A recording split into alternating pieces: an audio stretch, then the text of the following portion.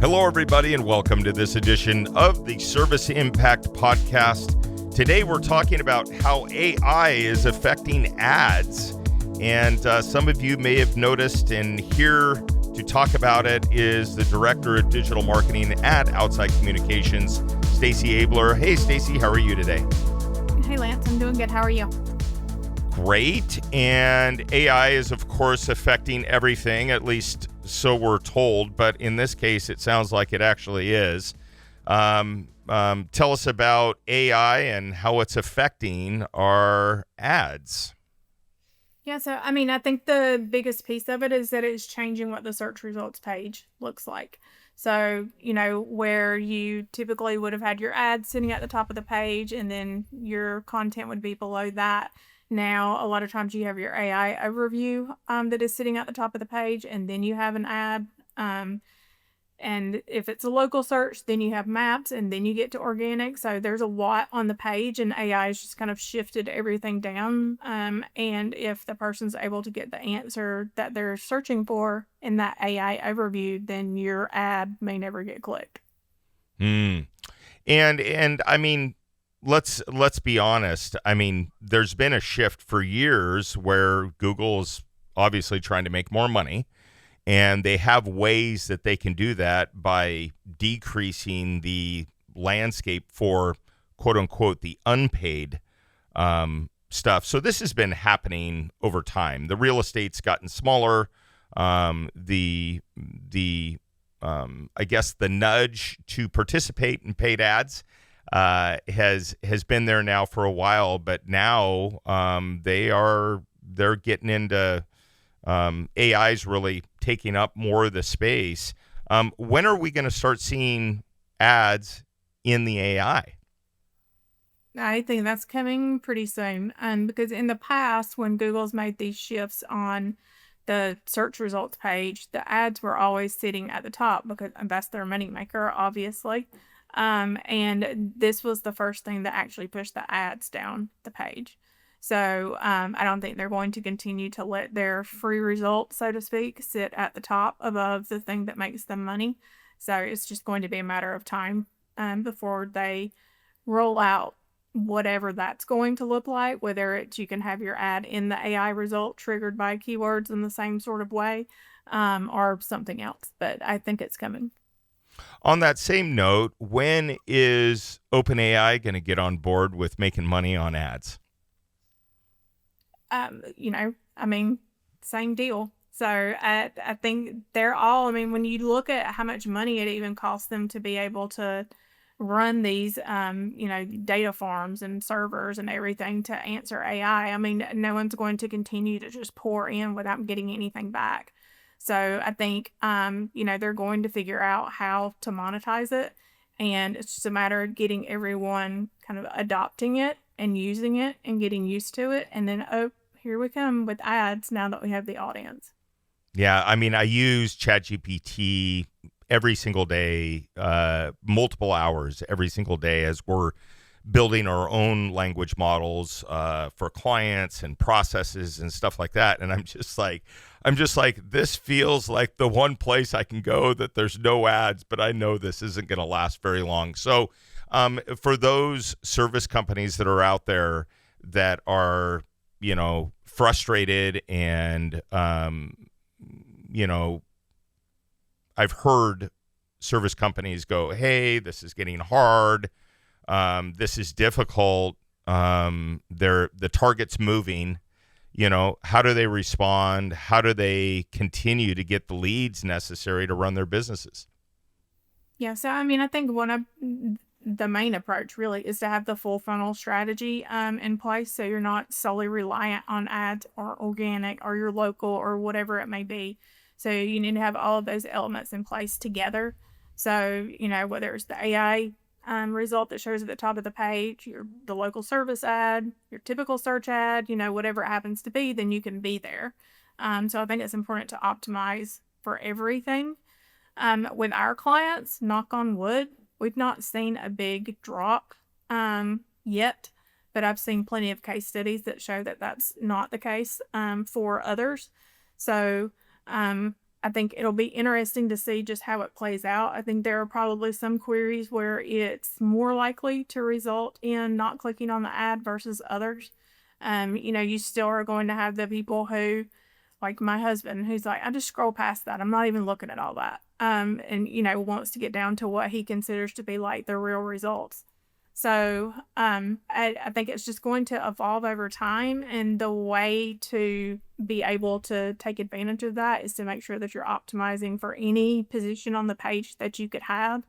And that, there are some businesses who are just kind of against the whole thing, and, I just don't want anything to do with AI, but at this point, it's adopt or get left behind. So I think it's just important to just accept what it is and to do your best to play the game. Yeah, it seems like the landscape is getting more complicated. In other words, there's been this, this meeting of, Google trying to make the ad interface more simple, but clearly there's more products now. There's more considerations now. It seems like it's actually gotten more complicated, not less complicated, especially over the last year.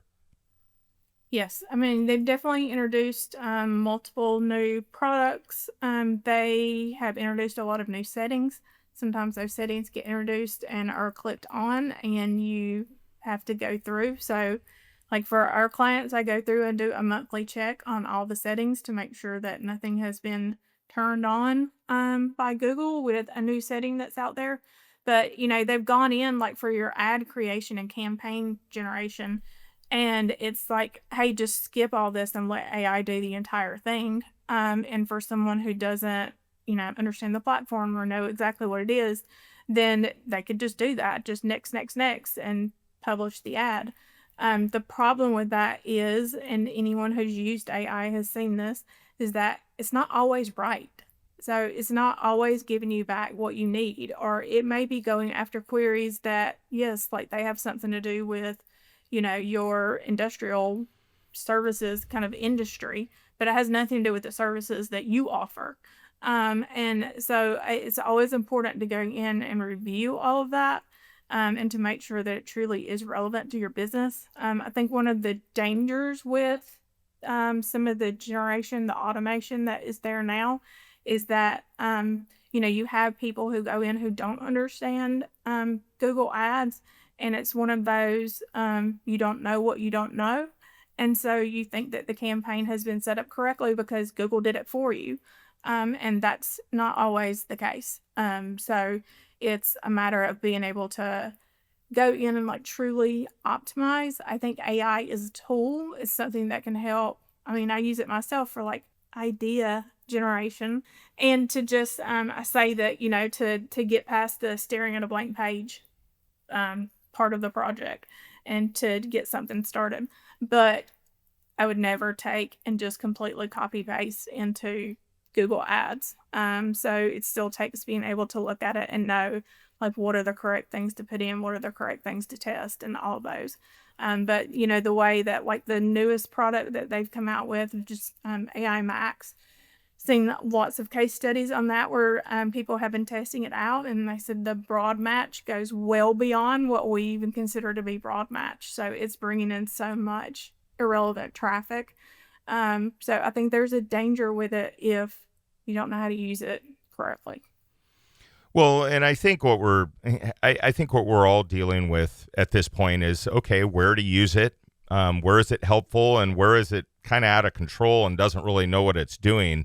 There's a whole lot of that right now, and one of the things that we've been harping on and gives us a little bit control back is first party data, and maybe you could talk a little bit about the importance of that and why service company's CRM is so critical to being able to further refine audiences and get in front of a better swath of people that could be their customers. Yes. So, your first party data is really where the money is. Obviously, you have that data about people who have already done business with you. So those are the people who, the best of the best as far as who it is that you're going after. And if you could, have a magic bullet, then it would be, hey, Google, go after people who look exactly like this. Find me more of these people.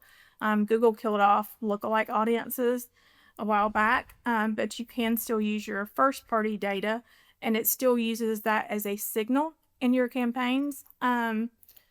However, that ends up working from an algorithm perspective, but we can also use that first party data to exclude from your campaigns as well, so that you're not continually marketing to the people who you're already doing business with, right? You're going after new customers. But I think it's very important to have the first party data. Even when we look at like social media, there's the saying of, don't build your business on rented land, meaning, don't put everything into Facebook or Instagram where you don't own the platform, and they could one day just come up and say, yeah, we decided we're banning your page. And you lose everything. You lose all customer contact, all of it. So it's really important through whatever marketing process you have that you're getting them to your site, so that you can capture that data for a prospect or for an actual customer, and to be able to use that data in your marketing so we can be as targeted as possible, and get the most effective ROI based on that.